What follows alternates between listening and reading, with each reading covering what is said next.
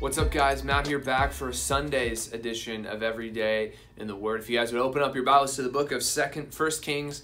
Why do I keep saying Second Kings? It's because we were in Second Samuel, but First Kings is where we are today. First Kings chapter 3 and 4 is our reading here together. First Kings chapter 3 and 4, and we meet this wise Solomon. We've seen Solomon just be Solomon, but now he is wise Solomon. And you know that story, I'm sure, of Solomon being asked by God, or God asking Solomon, you can have anything you want. I'll give you anything. So kind of, and I don't want to make this connection, but I will. Kind of, you think of like Aladdin or something with the genie in the bottle or whatever. God is not the genie in the bottle, but God in real life, he really asked a historical Solomon that he could have anything that he wants. What would it be? And Solomon, because he's a young guy, because he's a young king, he knows that he doesn't have lots of experience, he knows he doesn't have a lot of wisdom, he asks for wisdom.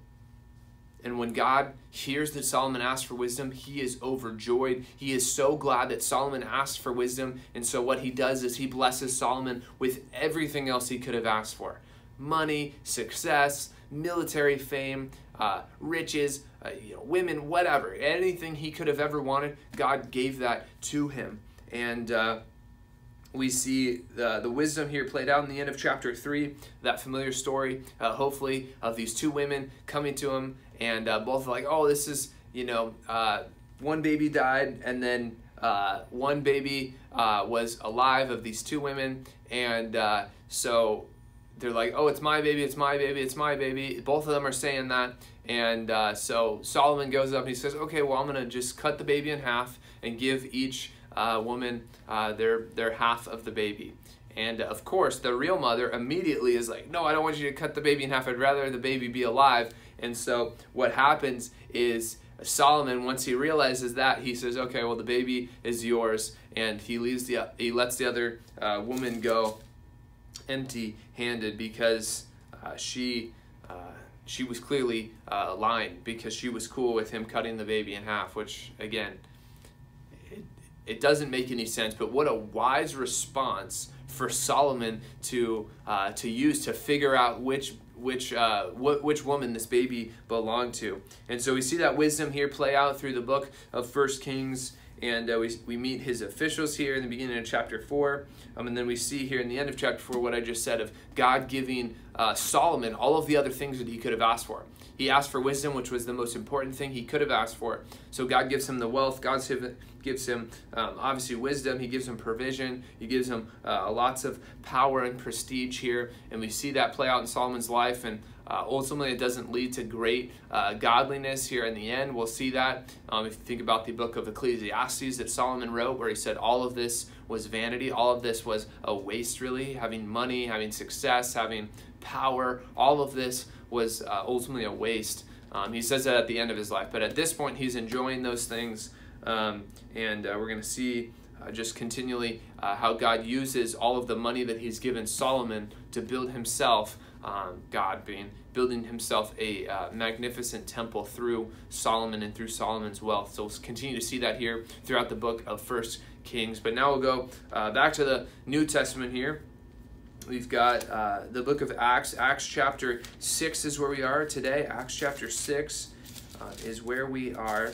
And we see the disciples, the apostles, basically, they've got so many people, they need more help.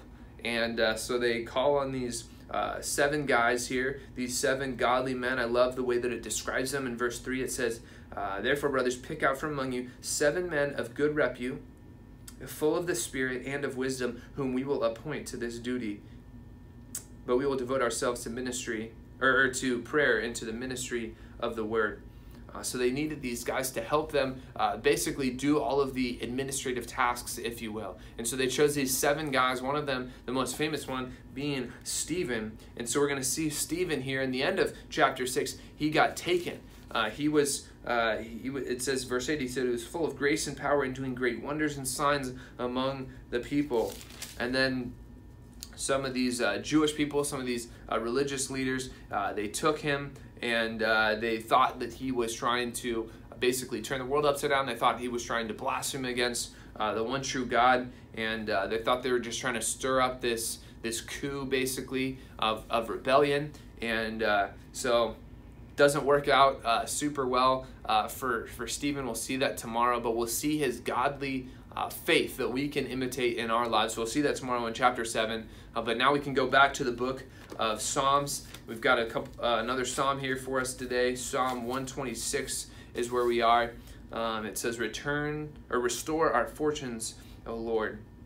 Again, this is another one of those songs of ascent, one of these songs that the people of Israel would sing as they were walking up the mountain to Jerusalem, because Jerusalem was it was a huge mountain, and so it took days for them to get all the way up this mountain. So they would sing these songs, sing these psalms, and they would do that together. And here, this psalm is about God and his past faithfulness, his past goodness to the people of Israel. It says, you've been great, you've done great things for us, God.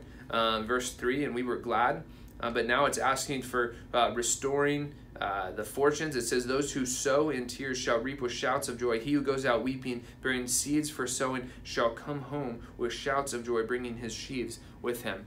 And see, this is a good reminder about really the eternal perspective that we have, that here in this life, that when we do go out weeping, when we do go out and we are like the persecuted apostles there in the book of Acts chapter 6, we saw Stephen today being taken.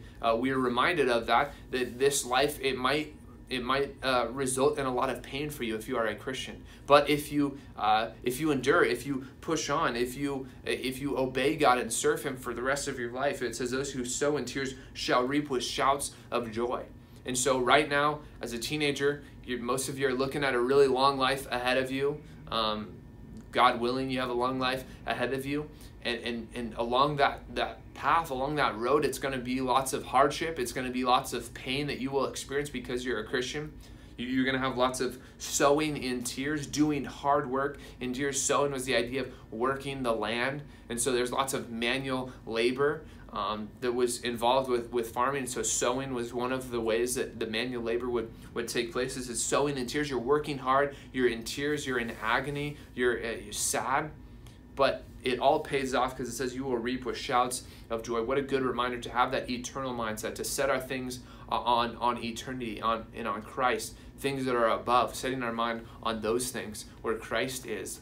Colossians chapter 3. If you are doing that, then it says you will be blessed. You will reap with shouts of joy. So keep going, keep fighting during this quarantine, during this summer, when it's going to be long, when you're going to want to give up, when you're going to want to just go and pursue sin instead of pursue God.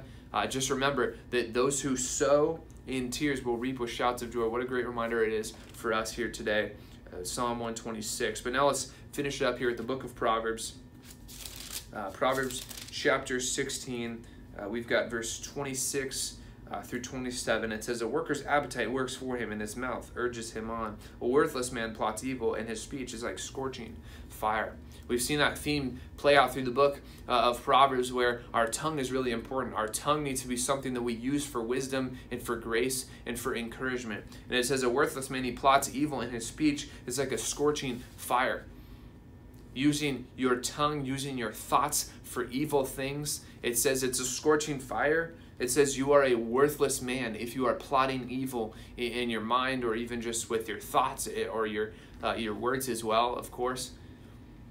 Make sure that you are using your time, you are using your energy, you are even using your mind for good things, for encouragement, for grace, for love, rather than for evil, for wickedness, for selfishness, for pride. Using your tongue or your mind for any of those things, it says you are a worthless man if you plot evil, if you think about evil things.